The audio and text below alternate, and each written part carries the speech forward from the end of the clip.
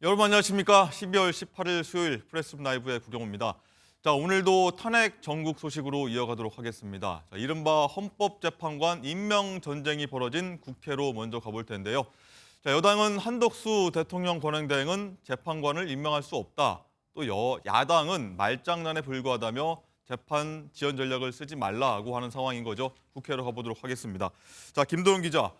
자, 더불어민주당이 오늘 헌법재판소 재판관 임명 절차를 진행하겠다고 하고 있는데 국민의힘은 참여하지 않기로 했다고요? 네, 민주당은 조금 전 오전 10시부터 단독으로 헌법재판소 재판관 임명 절차에 착수했습니다. 네, 국민의힘은 헌법재판관 인사청문회를 보이콧하고 있는 상황입니다. 국민의힘은 한덕수 대통령 권한대행에게는 헌법재판관 재판관을 임명할 권한이 없다는 입장을 그대로 고수하고 있습니다. 그 논리로 과거 민주당이 내세웠던 논리를 제시하고 있는데요. 권 원내대표는 8년 전 박근혜 전 대통령 탄핵 당시 민주당 지도부 발언을 근거로 대통령 권한대행은 헌법재판소 재판관을 임명할 수 없다 이렇게 얘기하고 있습니다. 민주당은 반대로 지난 2017년 2월에 권 원내대표가 탄핵 심판은 빠르면 빠를수록 좋다고 말한 과거 발언을 꺼내들며 맞불을 놓은 상황입니다. 국회 추천 몫의 헌법재판관 후보자의 임명을 둘러싼 여야 갈등의 평행선은 당분간 이어질 것으로 보입니다. 네, 이런 상황에서 국민의힘 권성동 원내대표가 오후 2시에 이재명 대표를 만나지 않습니까? 그러면 좀 진전이 있을까요? 네, 국회에서 탄핵 소추안이 가결된 이후 여야 수장이 처음으로 만나는 자리입니다. 여야 수장이 이렇게 처음으로 한자리에 모여 전국 수습 방안을 논의하게 되는데요. 다만 여야 모두 이번 만남에 큰 의미를 부여하지는 않고 있습니다. 권성동 원내대표는 상대 당대표와 원내대표에게 인사하는 게 국회 관행이라며 통상적인 일정이라는 입장입니다. 조승래 민주당 대변인 역시 회동이나 회담이 아닌 예방의 성격으로 봐야 한다고 선을 긋고 있습니다. 다만 이재명 대표는 여당의 국정안정협의체부터 헌법재판관 임명 절차에 협조해달라고 요청할 가능성이 거론됩니다. 국민의힘은 국정안정 고위당정협의회로 국정 상황을 점검한다는 방침이고요. 협의체와 현재 임명 절차 모두 국민의힘이 반대하고 있어서 실질적인 논의가 이루어지긴 어렵다는 분석이 나오고 있습니다. 지금까지 국회에서 MBN 뉴스 김도형입니다. 네, 들으신 대로 어제에 이어 오늘도 여야가 국회 추천목 헌법재판관 후보자 3명의 임명을 두고서 첨예하게 맞붙고 있습니다. 자, 오늘도 어제에 이어서 자세히 살펴보도록 하겠습니다. 자, 윤지영 기자, 김도영 기자가 전한 것처럼 국민의힘은 3명의 헌법재판관 인사청문회 불참하겠다 이런 방침인 거예요. 네, 그렇습니다. 지금 국민의힘은 이 권한대행이 대통령 권한대행이 헌법재판관에 대한 임명권을 행사해서는 안 된다라는 입장이고 네. 민주당은 이게 어차피 국회 추천 몫이었고 이 3명이 대통령 권한대행이 행사하는 권한 자체가 굉장히 소극적인 권한 행사이기 때문에 가능하다라는 입장입니다. 네. 어제도 종일 이 얘기로 들어갔는데요. 어제 발언 먼저 들어보시죠. 지금은 대통령이 고리 상황이 아닌 직무정지 상황이기 때문에 한덕수 권한대행은 대통령의 탄핵 심판, 탄핵 결정 전까지 헌법재판관을 임명할 수 없습니다. 지금 공석 3인은 국회의 추천 몫입니다. 따라서 국회에서 3인을 추천하면 대통령은 임명 절차만 진행하는 것인데 대통령 직무정지 시 권한대행이 임명을 못한다는 것은 말장난에 불과합니다. 말장난이 아니고 이거는 과거에 선례가 있는 사안이다. 그리고 민주당의 주장이다. 이렇게 말씀드립니다. 권선동 원내대표님은 2017년도에는 전혀 다른 말씀을 하셨습니다. 그때 이런 말씀하셨죠. 대법원장이 지명하는 헌법재판관을 대통령이 임명하는 것은 형식적인 임명권이다. 국회가 추천하는 헌법재판관 임명도 마찬가지. 지난 8년 전에 그때는 괜찮고 지금은 안 된다는 민주당의 논리가 어떻게 성립하는지 잘 이해할 수가 없습니다. 네, 지금 보신 것처럼 어제 온종일 뜨거운 네. 논쟁거리였는데요. 일단 국민의힘은 인사청문 절차에 참여하지 않겠다라고 얘기를 한 상황에서 이 민주당은 오늘 오전에 인사청문 특별위원회 회의를 열고 뭐 위원장 선출, 간사 선출 등 인사청문 절차에 돌입을 했습니다. 이 국민의힘이 인사청문회에 계속해서 들어오지 않을 경우 민주당 몫으로 되어 있는 2명이라도 먼저 임명을 하겠다라는 입장이거든요. 지금 오는 23일, 24일에 인사청문회를 열고 27일 본회의에서 이 임명 동의안을 통과시키겠다는 게 민주당의 입장입니다.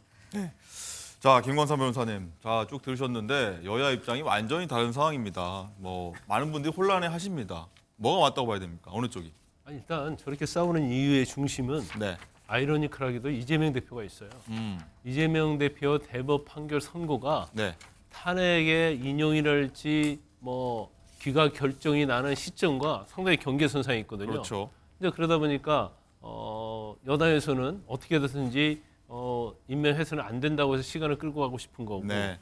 야당 입장에서는 지금 한시가 급하잖아요. 빨리 가야 된다. 대법원 판결 나와버리면 뭐 확률적으로 따지면 굉장히 이재명 대표가 이제 위험한 상황이 되기 때문에 결과적으로는 이제 시간과 어떤 머리 싸움이다 이렇게 볼 수가 있거든요. 그런데 이제 우리 사실 이제 법적으로는 딱 답은 없어요. 왜냐하면 이거에 대해서 어떤 헌법이나 법률에 직무대행이 뭘 할 수 있는지에 대해서 나온 게 없거든요. 그러면 우리가 보통 일반적인 어떤 법리론이랄지 일반적인 어떤 인식에 의하면 결과적으로 국무총리는 선출될 권력이 아니기 때문에 네. 현상 유지적 권한밖에 없다.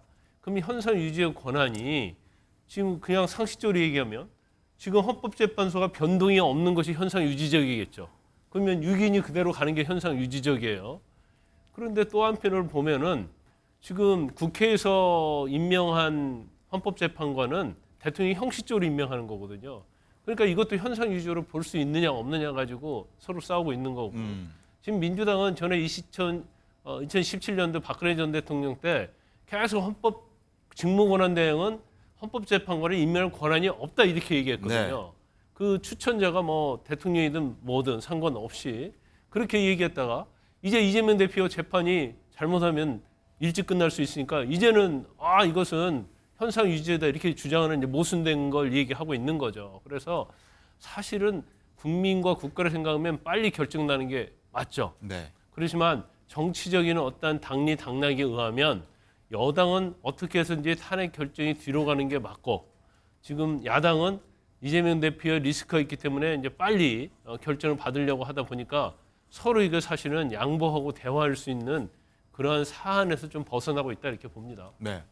어쨌든 민주당은 헌법재판관 인사청문회를 뭐 단독으로 열어서 본회의 통과시키면 국민의힘은 일단은 그건 지켜봐야 되는 상황 아닙니까?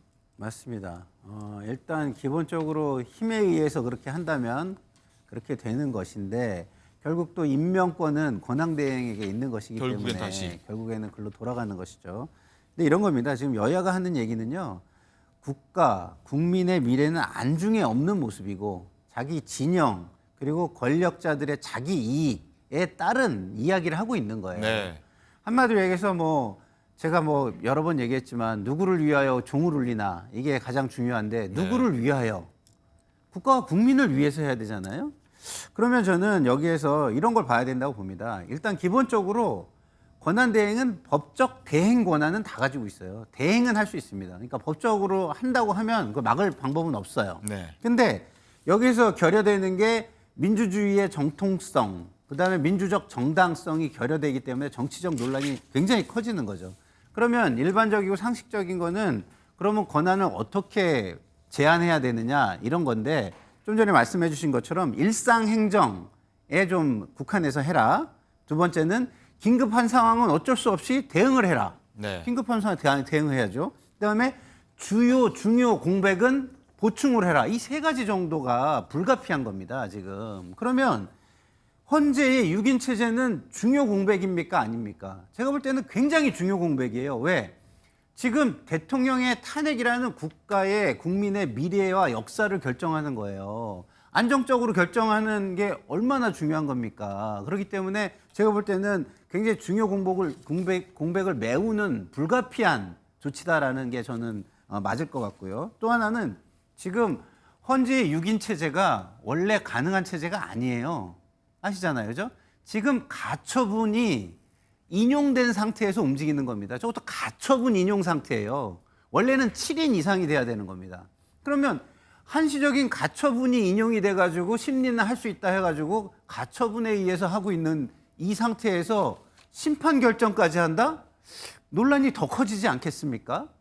그래서 저는 지금 권성동 의원이 저렇게 얘기할 게 아니다. 과거에 자기가 뭐 한 얘기도 있고 뭐 과거에 또 민주당이 한 얘기 있고 네. 이런 거 따질 게 아니고 둘 다 창피한 얘기고요. 입장에 따라 계속해서 뭐 논리를 바꾸고 주장을 바꾸고 얼마나 국민들한테 진짜 그 뭐랄까요? 지도자답지 못하고 공직에 임하는 책임 있는 사람답지 않은 모습입니까? 창피한 모습이니까 그런 소리 하지 말고 정말 이게 왜 필요한지 정말 왜 필요 없는지 이걸 가지고 논하고 정말 역사와 국민과 국가에 중요한지 아닌지 이걸 가지고 논했으면 좋겠어요. 네, 알겠습니다. 근데 이런 상황을 만든 게 국회잖아요. 음. 여당 야당 똑같아요. 이런 뭐 어떻게 보면 비정상적인 헌법재판소 구성을 이렇게 오랫동안 방치한 건 여야잖아요. 이거 헌법 위반이거든요. 사실 그 전에 했으면 됐을 텐데 이런 문제가 없었을 텐데. 자기 책임에 대한 진정한 반성이 없다 이렇게 볼 수 있고, 그건 제가 이제 방송에서 여러 번 얘기하지만 그렇다고 하면 사실은 6인 체제를 가지고 아무리 뭐 시간을 늦게 한다랄지 아니면 6인 체제가 결론 내기 어렵다 한다 하더라도 적어도 지금 가처분된 그 정지된 그것을 있기 때문에 심리할 수 있다. 이건 맞지 않거든요. 그럼 심리를 할 수 있게 만들어줘야 한다는 거죠. 그래서 민주당도 2명을 자기가 추천했다고 주장하지 말고요. 여당, 야당 1명씩 딱 추천해서 헌법재판소를 정상화시키는 게 맞다고 봐요. 만약에 민주당이 계속적으로 2명 추천하겠다고 하면 이게 협의가 이루어지겠습니까? 그러면 8명 정도만 해도 사실은 제가 볼 때는 헌법재판소에서 2년 기각 결정에 있어서 그렇게 뭐 불편 부당하다 이제 그런 결과는 안 나올 거예요. 네, 김광삼 변호사께서 중재안까지 내주셨습니다. 국회가 한번 받아들일지. 아니 한번 사실 이게 보도록 굉장히 좋은 중재안인 것 같은 게 네. 실제로 한 박근혜 명씩. 대통령 탄핵 때 네. 8명으로 심판을 했잖아요. 네. 그런 전례가 있고 그리고 지금 추천에 있어서 한쪽으로 기울어진 추천이 되면 그거를 양쪽 진영이 받아들이기 어려운 게 있잖아요. 네. 그래서 그렇다고 한다면 1명씩 일단 추천해놓고 요거 심판 후에 1명을 더하자 이런 것도 굉장히 좋은 제안인 것 네, 같습니다. 두 분께서 합의까지 보셨습니다. 한 명씩 내자. 그게 한번 받아들일지 한번 보도록 하겠습니다. 어쨌든 계속해서 앞서 나왔던 얘기가 2017년 때 박근혜 정부, 박근혜 대통령 탄핵 당시의 상황을 계속해서 여야가 언급하고 있는데 윤정 기자 한번 그 상황 한번 볼까요? 네, 지금 이렇게 논쟁적으로 이야기가 계속 흐르는 이유도 2017년에 이 여야가 지금과는 정반대의 주장을 해왔기 때문입니다. 이 내용 저희가 영상으로 준비했는데 보고 이어가겠습니다.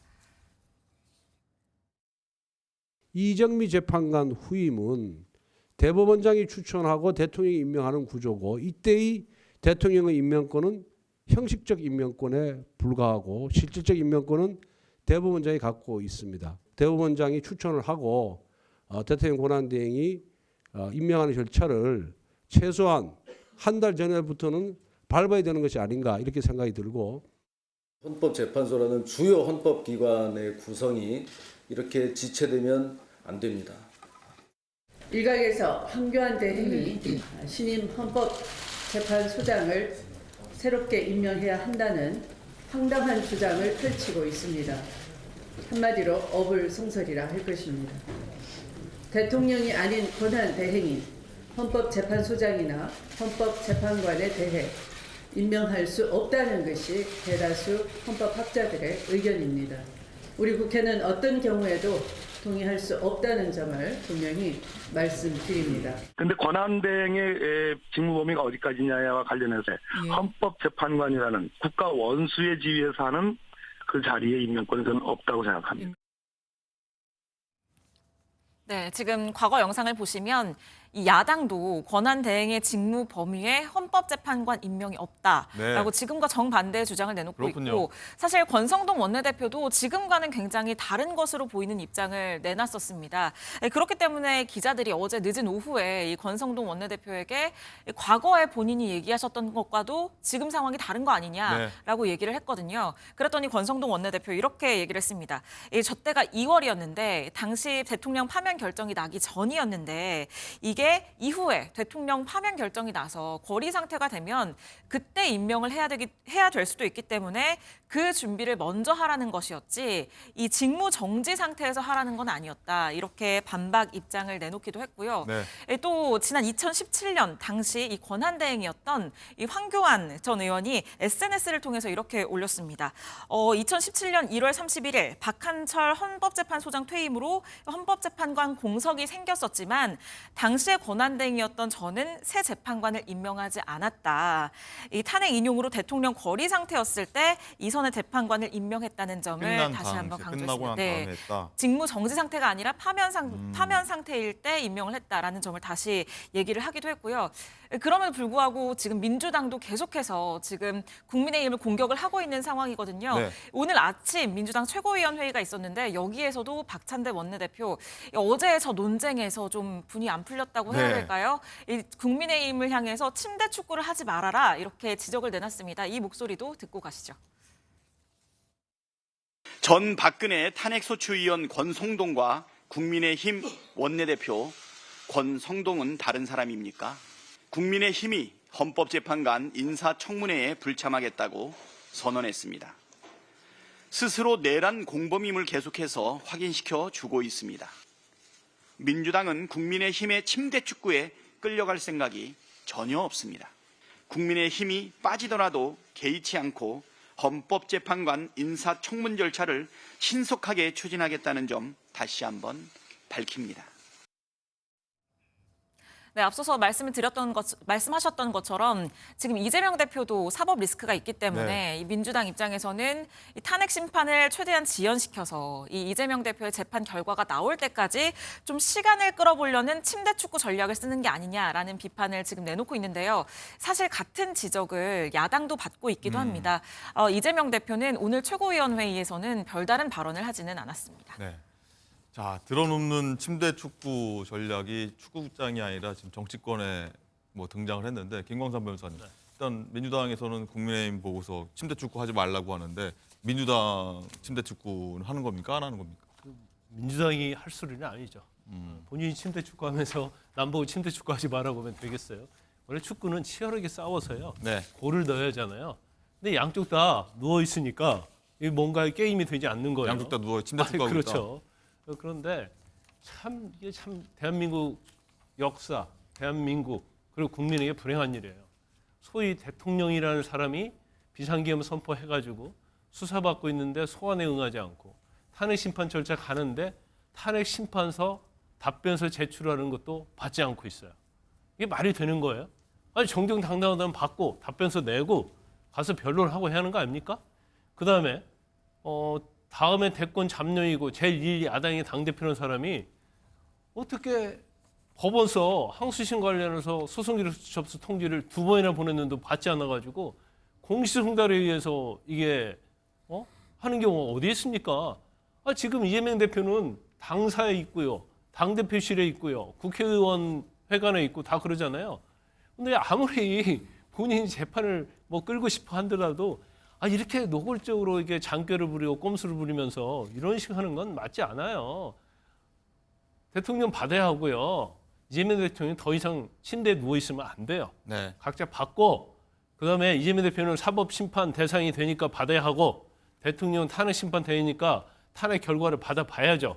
근데 양쪽 다 이렇게 시간 끌기로 해서 매일 이재명 대표가 그런 얘기 하는 거 아니에요? 국정 마비, 국정 안정이 안 됐다고 하면서 본인이 거의 앞장서고 있으면서 여야정 협의체 그런 말 할 수 있는 자격이 안 돼요. 빨리 양쪽 다 수령하시고 탄핵 심판이 됐건 항소심 재판이 됐건 법과 원칙에 대해서 진행이 되었으면 좋겠습니다. 네. 김상일 대변인. 네. 비슷한 얘기입니다. 침대 축구하면 사실 시간 끈 만큼 심판이 그만큼 시간을 주거든요. 더. 네. 그리고 심하게 하면 옐로카드 주거든요. 맞습니다. 어느 쪽에다 옐로카드 줘야 됩니까? 양쪽 다 줘야죠. 네. 심지어는 이게 더 가면 양쪽 다 레드카드를 줘야 되지 레드카드까지. 않을까 저는 생각이 들 정도예요. 자, 법치 국가를 만들어야 모든 사람들이 예측 가능한 세상을 살아갈 수가 있는 겁니다. 네. 근데 몇몇 사람들이 자기 뜻대로 하는 인의 국가를 만들면 그거는 인의 국가가 결국 가는 행태가 뭡니까? 독재로 갈 수도 있고 하여튼간 다양한 방식의 부정한 그런 국가 형태가 만들어질 수가 있지 않습니까? 그래서 이런 식의 그 지도자들의 법을 따르지 않는 모습, 이런 것은 정말 불행한 시대다.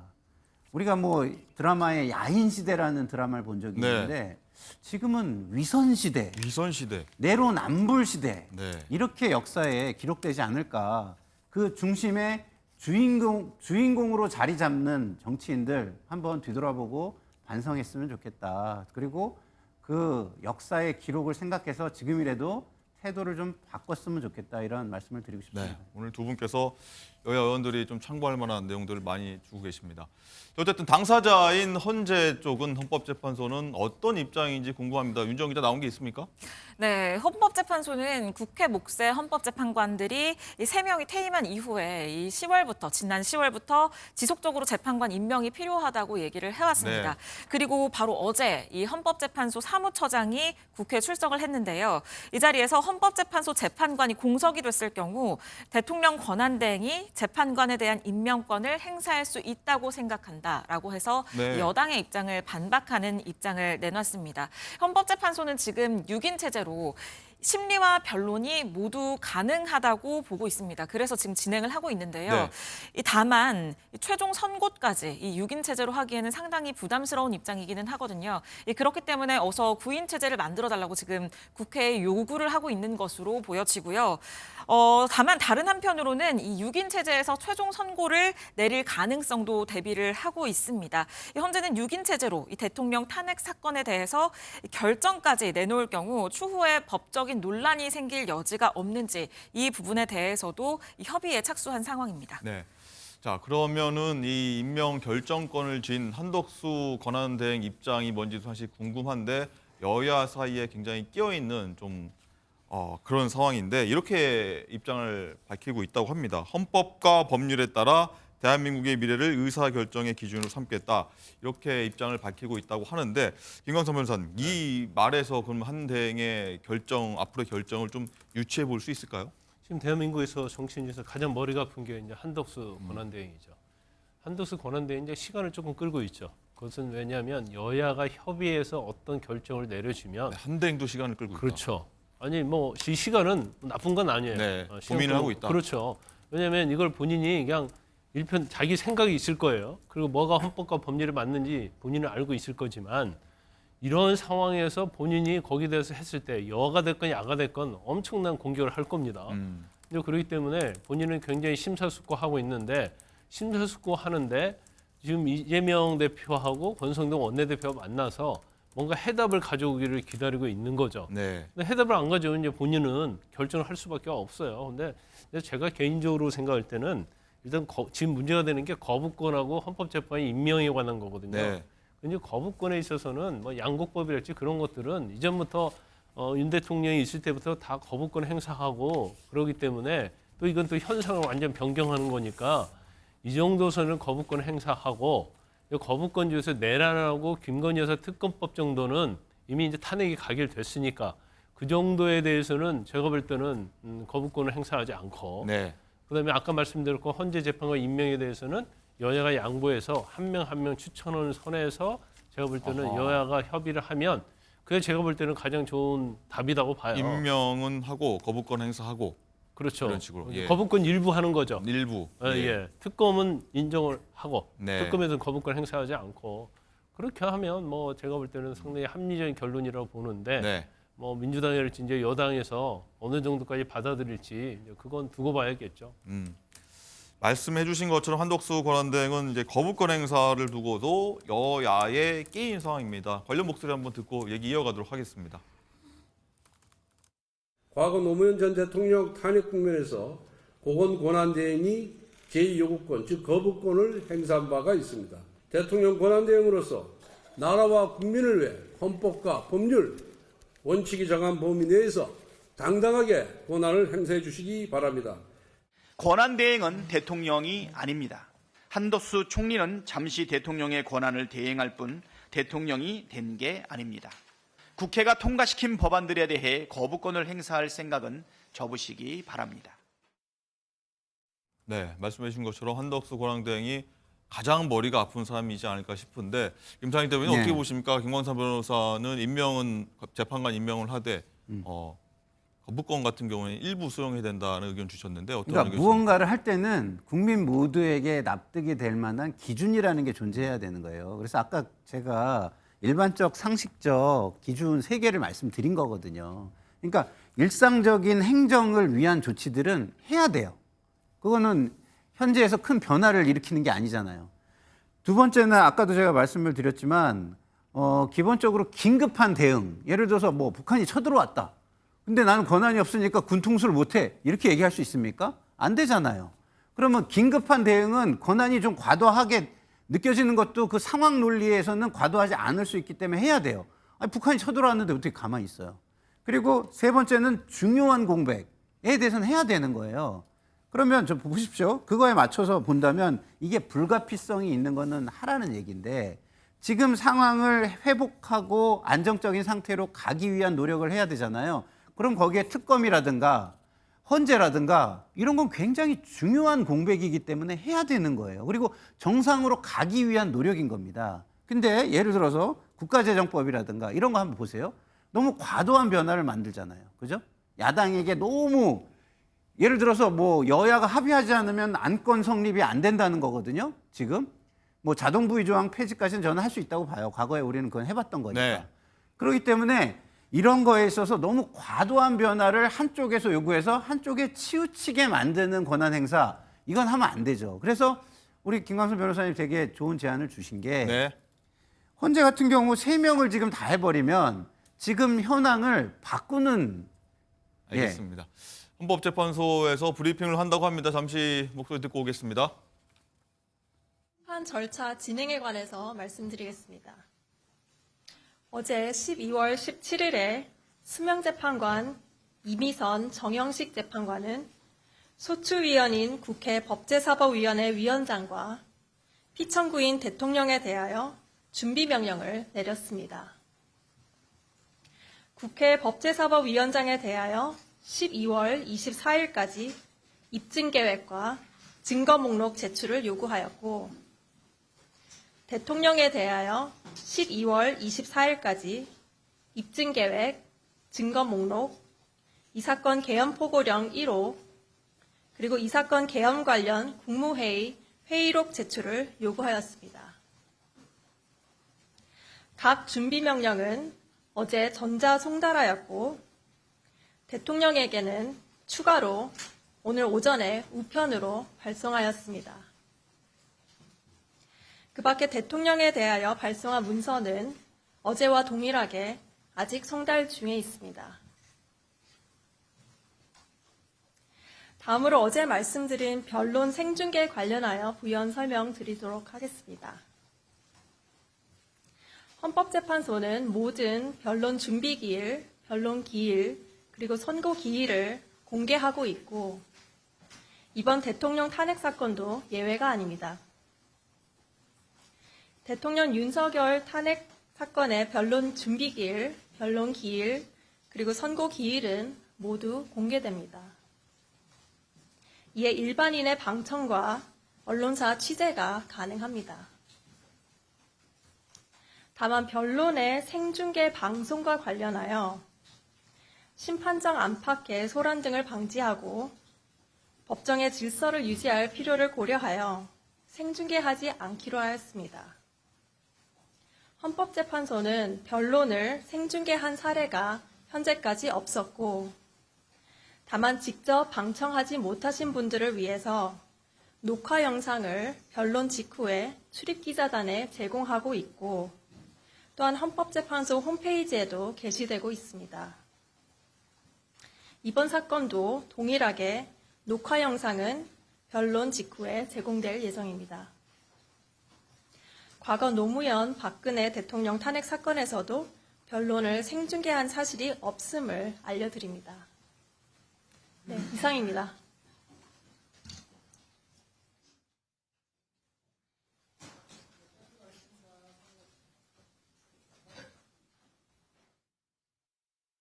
네, 헌재에서 윤 대통령 탄핵 심판 관련 3차 브리핑을 했는데, 자, 김광삼 변호사님, 일단은 12월 24일 크리스마스 이브까지 윤 대통령에게 증거 제출을 하라. 오늘 오전에 또 우편으로도 송부했다는 내용입니다. 이게 갖는 의미가 뭘까요?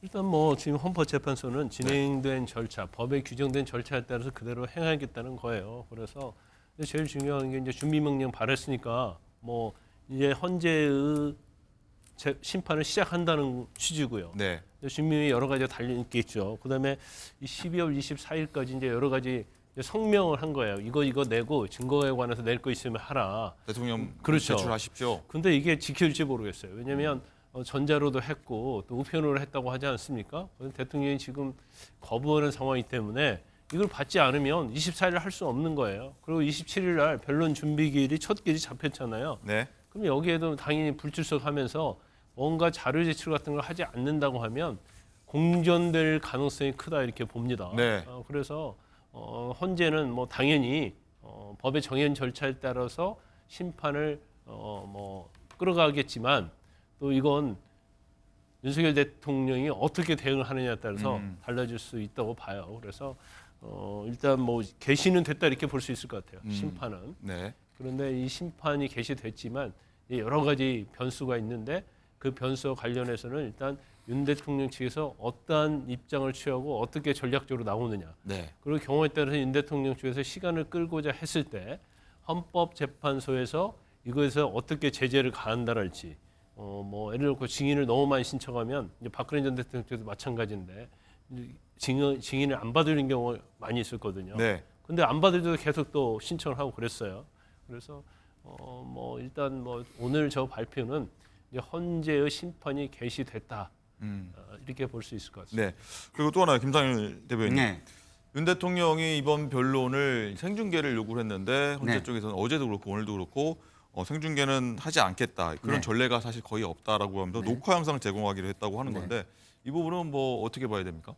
그러니까 헌재가 심리 심판을 하는 데 있어서 그 현장이 그 굉장히 소란스럽고 혼란스러우면 제대로 된 심리 심판을 할 수 없잖아요. 네. 그러니까 알 권리를 충족시켜 줄 수 있는 방법으로 다 녹화를 해가지고 녹화한 것을 제공하면 사실상 생중계는 아니어도 녹화 중계는 하겠다 네. 이렇게 얘기가 되는 것이죠. 그래서 그런 의미로 보여지고요. 그리고 좀 전에 송달과 관련해서 우리 김광선 변호사님께서 말씀을 주신 게 있는데 저는 이 부분에 대해서 지금 우리가 좀 생각을 못하는 부분이 있다고 봐요. 그게 뭐냐면 지난번 화물연대 파업 때 우리가 그 직장 복귀 명령을 했어요. 어떻게 했냐? 문자로 했습니다. 문자. 네. 왜 그렇게 된 거냐면 제가 이게 국회에 있을 때 이거 감사원 감사 청구를 했는데 중간에 또 어떤 세력이 막아가지고 이루어지지 않은 건인데 네.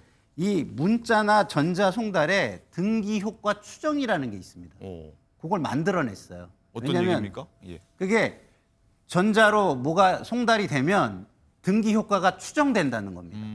그럼 이게 법적으로는 논란이 있을 수 있지만 어쨌든 지금 현재적으로는 등기 효과가 있다는 뜻이거든요. 네. 그렇기 때문에 제가 전자 송달을 했다고 지금 이진 공보관이 얘기했잖아요. 예. 그럼 저는 거기에 등기 효과 추정에 저는 해당된다고 봐요. 근데 사실은 이 등기 효과 추정이라는 건 사실은 등기라는 건 국가만 할 수 있기 때문에 이런 법은 있어서는 안 되는 법이거든요. 근데 이게 어쨌든 만들어져 있어요.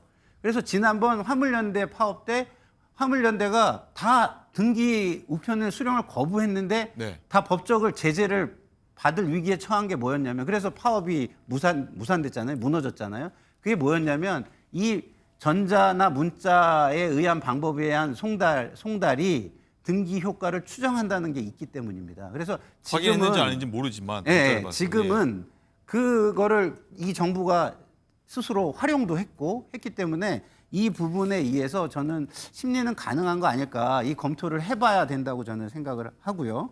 어쨌든 지금 현재의 대통령이나 뭐 권력자들이 이런 걸 거부하는 데 있어서는 이거는 명분도 없게 하기 때문에 이런 등기 효과 추정에 의해서 법적 그 절차는 일단은 밟는 게 맞겠다 이런 생각이 듭니다. 네. 현재 상황 살펴봤고 그럼 이번 12.3 비상계엄 사태 관련 검찰 수사 상황도 한번 살펴보도록 하겠습니다. 자, 서울중앙지검에 나가 있는 취재기자 연결하겠습니다. 자, 현지호 기자, 자, 어제부로 군 주요 지휘부가 거의 다 구속이 됐습니다. 네, 비상계엄 당시 계엄사령관에 임명됐던 박안수 육군 참모총장이 어제 구속됐습니다. 영장 7질 심사에 앞서 박 총장이 심사 포기 의사를 전달하면서 법원은 심리 없이 구속영장을 발부했는데요. 박 총장은 계엄사령관 임명 직후 모든 정치활동을 금지하는 내용을 담은 포고령 제1호를 발표한 혐의를 받습니다. 이로써 비상계엄 선포와 실행 과정에 가담한 주요 지휘관 대부분이 구속 상태로 수사를 받게 됐습니다. 모두 내란 중요 임무 종사 혐의입니다. 먼저 구속된 김용현 전 국방부 장관은 오는 28일까지 구속기한이 한 차례 연장됐고요. 일명 계엄군 3인방으로 통하는 여인영 방첩사령관과 곽종근 특전사령관, 이진우 수도방위 사령관도 모두 구속된 상태입니다. 검찰은 여인영, 이진우 사령관을 잇따라 조사하면서 비상계엄을 사전 모의한 정황이 있는지 확인하고 있는 것으로 전해집니다. 네, 수사가 점점 윗선으로 향하는 모양새인데, 자, 내란 수괴로 지목된 윤 대통령은 그러면 언제쯤 조사를 받는 겁니까? 네, 군 지휘부에 대한 구속 수사가 속도를 높이면서 윤 대통령에 대한 소환 조사도 임박한 것 아니냐 이런 관측이 나옵니다. 검찰은 윤 대통령에게 오는 21일 출석하라고 통보했는데요. 두 번째 소환 통보입니다. 앞서 첫 소환 통보에 대해 윤 대통령 측은 변호인 선임 등을 이유로 거절을 했는데 이제 변호인단이 꾸려진 만큼 거부할 명분은 사라진 상태입니다. 하지만 소환 조사에 곧바로 응할지는 아직 불투명합니다. 윤 대통령 측 석동현 변호사는 어제 내란죄라고 하는 것에 동의하지 않는다 이렇게 밝혔는데요. 수사에 대응하는 논리로 앞서 윤 대통령이 대국민 담화에서 밝힌 것처럼 계엄 선포가 사법심사 대상이 아니라는 점을 강조할 것으로 보입니다. 검찰은 2차 이후 3차 소환 통보까지 불응할 경우 구속 수사까지도 검토하고 있는 걸로 알려졌습니다. 지금까지 검찰특별수사본부에서 MBN 뉴스 현지호입니다. 네, 들으신 것처럼 검찰과 공조본이 윤 대통령에 대한 수사 속도를 높이고 있지만 윤 대통령이 모두에게 비협조적인 태도를 일단 보이는 상황인데, 자, 윤정 기자, 일단 어제 윤 대통령 측 변호인단이 이 기자들을 만났어요. 만나서 향후 수사 대응과 재판 전략 등에 대해서 설명을 했다고요? 네, 그렇습니다. 윤석열 대통령의 변호인단 자문을 맡고 있는 이 석동현 변호사가 기자들에게 질의응답을 했는데요. 네. 이 워낙 윤석열 대통령의 40년 지기로 잘 알려져 있다 보니 이 사무실 앞에 기자들도 굉장히 많이 가서 저희는 뻗치기라고 하는데 기다리고 있었고 또 전화도 굉장히 많이 한 것으로 보입니다. 그래서 정식 기자회견은 아니고 오후 2시쯤에 기자들을 만나기 위해서 석동현 변호사가 사무실로 와서 질의응답을 진행을 한 건데요. 여기에서 석동현 변호사는 이 대통령이 내란죄에 대해서는 일고의 동의도 하지 않는다라는 입장을 밝혔습니다. 또 현재 이 변호인단에 김홍일 그리고 윤갑근 두 변호사가 지금 들어가기로 한 상황에서 내란 수사와 탄핵 심판의 성격이 다르기 때문에 변호인단을 더 확대해서 꾸릴 것이라는 계획을 밝히기도 했고요. 또 윤석열 대통령은 공개 변론이 열리게 되면 당연히 법정에 서서 당당하게 소신껏 입장을 밝히겠다라는 얘기를 해서 이전에 탄핵 심판의 경우에 노무현 전 대통령, 박근혜 전 대통령은 이 재판장의 모습을 드러내지 않았는데 윤석열 대통령은 직접 적극 변론에 나서겠다는 입장을 밝혔습니다. 그렇기 때문에 탄핵 심판이 조금 더 길어질 가능성이 좀 엿보이는 상황입니다. 또 현재 공조본, 검찰 모두 출석을 요구하고 있는 상황에서 윤석열 대통령이 여기에 전혀 응하지 않고 있는데 어디에 먼저 출석을 할지 이 부분에 대해서는 조금 더 논의를 하고 입장을 밝히겠다고 전했습니다. 네, 자, 윤 대통령이 탄핵과 수사에 당당히 맞설 것이다라고 직접 얘기를 했는데 일단은 비협조적인 상황을 어떻게 받아야 될지 그리고 헌재와 검찰, 공조본 출석 요구하는데 제대로 비협조적인 상황이 뭐 재판 영향에도 좀 끼칠 거라고 보십니까? 어떠십니까? 이런 태도. 이제 재판이랄지 이제 수사에 지연을 시킬 수 있겠죠. 네. 그렇지만 결과에는 그렇게 뭐 영향이 없을 거라고 이렇게 봅니다. 일단 윤 대통령 입장에서는 지금 경찰이랄지 공조본 수사가 굉장히 빨리 진행이 되잖아요. 그러면 여기에 대해서 사실 준비해야 하는데 준비하기엔 시간이 좀 짧아요. 이제 변호사들이 선임이 됐잖아요. 네, 이제 막. 그러면 사실 첫 번째는 정치적 고도 행위고 통치 행위이기 때문에 이건 사법심사 대상이 아니다. 이제 범죄 논리를 잘 갖춰야 하는 거고 또 사실관계에 있어서도 대통령이 어떻게 관여했는가 이런 부분도 사실은 어떤 고의성과 관련해서 또 국헌문란 목적과 관련해서 이걸 잘 법리적 사실적 구성을 해야 하거든요. 근데 지금 사실은 이 수사의 어떤 속도랄지 이런 거 보면 준비할 시간이 이제 별로 없었기 때문에 시간을 끌 가능성이 굉장히 많다는 거고. 네. 그다음에 두 번째는 검찰이 할지 공조분의 소환에 응했을 때 아마 일단 조사를 하고 긴급 체포할 가능성이 굉장히 높죠. 그래서 그런다는 거 알면서도 뻔히 알면서도 들어서 소환에 응하기는 좀 어려울 것이다. 그러면 지금 검찰이 됐건 공조부이 됐건 1차, 2차 계속 소환하는 거 아닙니까? 그러면 사실은 소환에 불응하는 거예요. 그러면 이것은 체포영장을 청구할 수 있는 사유가 되는 거죠. 그래서 이제 모르겠어요. 2차 소환 통보한 다음에 그럴지 네. 소환 통보를 한 번 더 할지는 모르겠지만 이 소환 통보가 계속 이루어지지 않으면 소환이 이루어지지 않으면 이제 다음에 카드는 뭐 양쪽 수사기관 다 결국 체포영장밖에 될 수가 없다. 대통령실로 들어갈 수 있습니까? 체포를 하러? 아니 근데 지금 형사소송법에 의하면 압수수색 영장의 경우에는 군사상 기밀을 유효하는 경우에는 관리자가 승낙을 받아야 된다 이렇게 돼 있는데 네. 체포영장이라든지 구속영장에는 그런 말이 없어요. 이거 거부할 수 없는 거고 만에 하나 경호처 직원들이 이걸 거부하고 뭔가 힘으로써 막으려고 하면 그건 이제 공무집행방해죄가 될 수 있기 때문에 체포영장이랄지 구속영장까지는 경호처 직원들이 막을 수가 없죠. 막게 네. 되면 형사의 책임을 또 물을 수밖에 없습니다. 알겠습니다. 자, 그리고 이 얘기도 한번 해보도록 하겠습니다. 이 경찰이 이번 내란 사태 핵심 키맨으로 지목하고 있는 노상원 전 정보사령관에 대해 구속영장을 신청을 했는데, 자, 윤정 기자, 이 노 전 사령관이 그런데 이 패스트푸드점에서 전현직 그 정보사령관들과 계엄을 논의한 이 정황이 포착됐다고 합니다. 패스트푸드점에서 계엄을 논의했다? 네, 그렇습니다. 이 노상원 전 정보사령관 육군사관학교 출신으로 박근혜 정부에서 정보사령관을 지낸 인물인데요. 네. 민간인 신분으로 김용현 전 장관을 도와서 계엄을 설계했다는 의혹을 받고 있습니다. 지금 야당에서는 이 모든 정치 활동을 금지한다는 내용을 담은 이 포고령 1호를 이 노상원 전 정보사령관이 작성을 했다라는 의혹을 제기를 하고 네. 있고요. 그렇기 때문에 12.3 비상계엄의 그 비선 실세다 이렇게 지목을 하고 있는 인물입니다.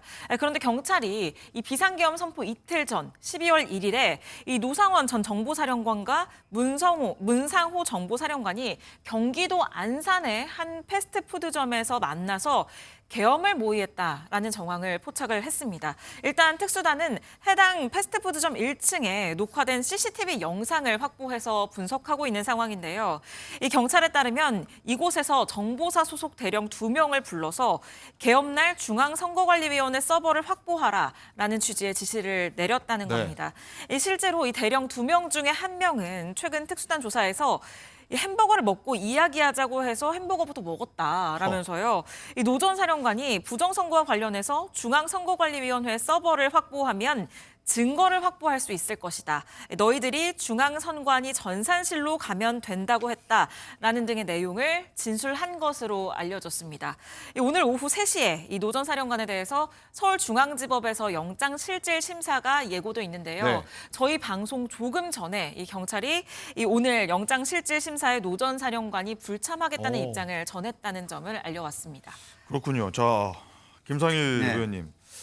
화면 나갔습니다만 지금 저기 롯 네. 땡땡땡 많은 분이 아시는 거기 패스트푸드점에서 네. 계엄을 모의했다라는 건데 뭐 과거에도 있었고 참 황당합니다. 사실이라고 하면. 상상 그 이상입니다. 네. 그리고 뭐 전직 군인이었다고 하지만 지금 민간인입니다. 민간인이 게다가. 근데 민간인이 이렇게 그 군과 함께 무언가를 모의한다?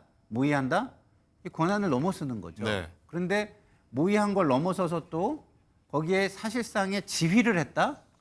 그러면 이거는요, 제가 볼 때는 뭐 반란죄, 그다음에 뭐 이런 것들이 다 적용이 되는 겁니다. 네. 왜냐하면 군이 지휘 체계를 무시하고 민간인의 지휘를 받는다? 있을 수가 없는 것이죠. 그 군 기강에도 대단히 우리나라 지금 군 기강에 대단히 큰 문제가 발생했다는 것을 얘기하는 것이고요. 그리고 이런 걸 그 간단하게 우리 역사 속에서 잘 알기 쉽게 표현하는 게 국정농단이라고 하는 거거든요. 권한이 없는 사람이 국정을 마음대로 휘두른다? 이런 게 국정농단이에요. 이런 일들이 지금 만약에 일어났다고 한다면 그 계엄은 상당히 불법적인 게 훨씬 더 엄중해지지 않나 이런 생각이 들고요.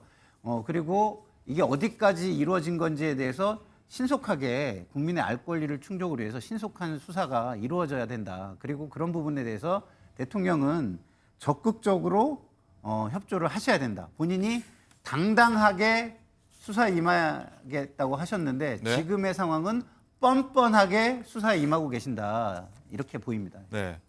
자, 정리하면 민간인이 로땡땡에서 계엄 모의를 했다. 포고령 작성에도 관여를 한 걸로 보인다는 내용인데, 자, 김광삼 변호사님, 일단 사실이 아니길 바라야 될 것 같습니다. 근데 사실일 것 같아요. 또 영장까지 청구된 걸 보면 일단 개입을 했다 이렇게 볼 수 있는데 이 부분이 이제 상당히 중요한 부분이 이게 뭔가 계획적으로 치밀하게 됐다고 볼 수밖에 없고 지금 노상원 전 정보사령관이 지금 포고령까지 같은 것도 개입을 했다는 보도가 네. 나오고 있어요. 민간인 포고령까지 다 개입을 했다는 거 아닙니까? 이게 있을 수 없는 일이에요. 그러면 아마 제가 개인적으로 추측해 보건데 적어도 계엄이 성공을 하게 되면 노상원 전 사령관을 어느 위치를 그러니까 어느 직무를 줬을 가능하다. 감투를 줬을 가능성이 개인 추측이신 거죠. 예, 예. 그렇게 짜여진 거다 이렇게 보거든요. 그래서 민간인이 일단은 군인도 아닌 사람이 저게 이제 개입했다는 게 좀 문제가 될 수 있고 아마 육사 출신이었고 김용현 전 장관하고 굉장히 친밀했던 걸 보입니다. 그러면 김용현 전 장관과 다 계엄 모의하고 그런 절차를 거쳤고 저기 또 나오는 게 좀 경악할 만한 게 뭐냐면 선관위 또 부정선거예요. 그러면 계엄에 모의한 사람들의 공통된 특징이 뭐냐면 전에 4.10 총선 때 부정한 선거였다는 그런 확신을 가지고 있는 거죠. 자기들끼리는. 네. 그래서 굉장히 극단적인 인식에 머리가 휩싸여 있는 사람들이 계엄을 좀 모의했다 이렇게 볼 수밖에 없는 것 같습니다. 네, 개인 의견까지 주셨고요. 자, 그런가 하면요. 2020년 대선 당시 윤석열 캠프에서 활동했다는 의혹이 일었던 한 번쯤 아마 다들 정치에 관심 있는 분이라면 들어보셨을 겁니다. 건진법사 들으셨을 텐데 이 건진법사 전모 씨가 어제 억대 불법 정치 자금을 받은 혐의로 경찰에 체포가 됐다고요, 윤지원 기자? 네, 그렇습니다. 좀 등장인물이 굉장히 많이 등장해서 네. 먼저 건진법사 잘 모르시는 분들을 위해서 어떤 인물인지 얘기를 해드리면 이 지난 대선 윤석열 캠프에서 활동을 한 것으로 알려져 있는 무속인입니다.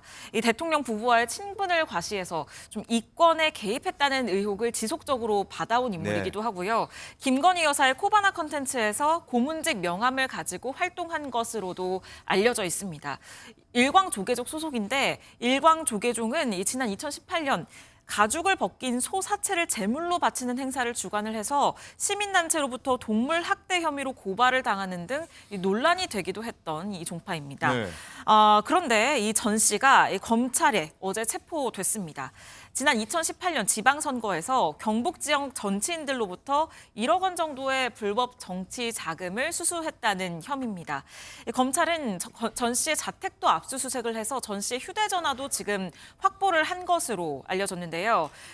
결국 휴대전화를 확보를 했기 때문에 이 법조계 안팎에서는 이 전 씨를 필두로 대통령 부부를 둘러싼 각종 의혹에 대한 수사가 전방위적으로 확산이 될 수도 있다. 이런 전망까지 조심스럽게 나오고 있습니다. 네.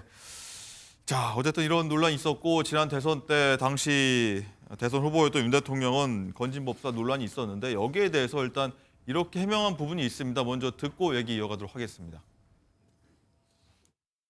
참. 뭐 그분이 무속인 맞습니까? 예? 제가 우리 당 관계자한테 그분 소개받아서 인사를 한 적이 있는데 스님으로 저는 알고 있고 법사라고 저는 들었습니다. 그리고 그분은 여기 뭐 직책이나 이런 거 전혀 맡고 계시지도 않고 뭐 자원봉사자 이런 분들을 소개해 준 적은 있다고 하는데 뭐 무슨 일정 메시지를 막 뭐 이런 제가 기사를 봤는데 참 황당한 얘기입니다. 네.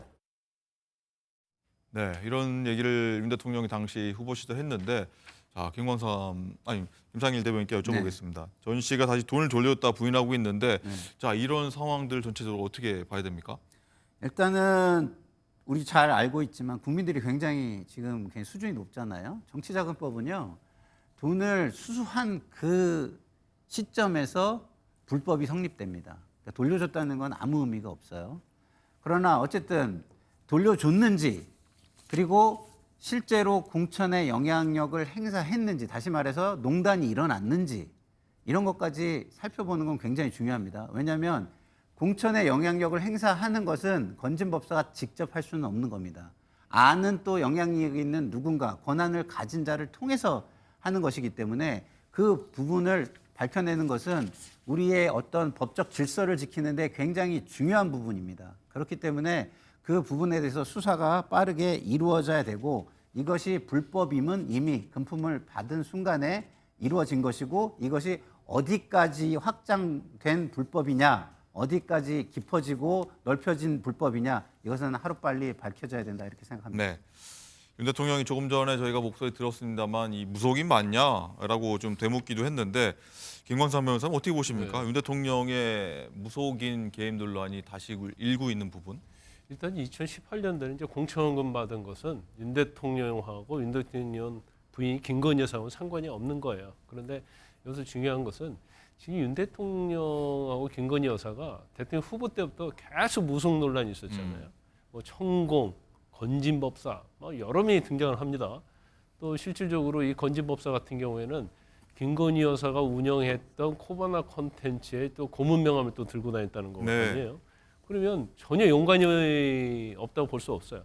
사실은 저도 이제 전에 뭐 대선 때도 마찬가지고 또 탄핵 당하기 전에도 윤 대통령 탄핵 당하기 전에도 이것은 민주당이 꾸며낸 얘기라고 생각을 했었는데 지금 여러 가지 상황을 보면 명태균 의혹도 마찬가지고 이게 사실이었구나 생각이 들 정도의 지금 여러 가지 상황이 오고 있단 말이에요. 그래서 일단 검찰이 이제 건진법사 휴대전화를 압수했는데 이 휴대전화에 어떤 내용이 있는지. 근데 사실은 이 지금 수사 자체가 2018년도 공천 대가로 돈을 받은 거기 때문에 뭐 대통령 관련된 것까지는 여기서 뭔가를 뭐 취득할 수 있는 그런 뭐 법적으로는 그럴 수는 없어요. 그렇지만 또 여기서 또 어떤 내용이 또 나오게 되면 이거 자체가 법 위반이 되냐 위반되지 않냐를 떠나서 대통령 부부에게는 또 치명적인 것이 될 수 있다 저는 그렇게 봅니다. 네, 말씀하신 것처럼 이 건진법사 전모 씨가 이번 명태균 게이트 수사 과정에서도 이름이 나왔습니다. 그 녹취 한번 들어보도록 하겠습니다. 건진법사가 공천 줬다더라. 내 쫓아내려고. 공천 줬는데 나한테 어떻게 할 수가 없으니까 건진법사 공천 줬대. 내가 여사하고 대통령 녹음 없어서 어찌 보냈노? 네, 김상일 대변인 뭐 이 윤 대통령이 검찰총장일 때부터 건진법사의 전모 씨가 윤 대통령 대선 조언했다 이런 얘기가 나오고 있습니다. 뭐 본인 스스로 국사가 된 인물이다 이렇게 얘기했다고요. 네네. 그러니까 이게 굉장히 그 김건희 여사하고 윤석열 대통령한테 치명적인 게요. 이미지가 어떤 이미지가 형성되냐면 주변 관리가 굉장히 철저하지 못했다. 그리고 무속 논란, 무속에 의해서 영향을 받는다. 그거에서 의사결정을 한다. 이런 논란으로 번지는데 이미지가 계속 커지고 심화되는 거거든요. 그래서 이런 부분에 대해서는 빨리 털어낼 수 있게 아주 세세하고 구체적으로 설명을 해서 해소할 필요가 있다. 이런 생각이 듭니다. 알겠습니다.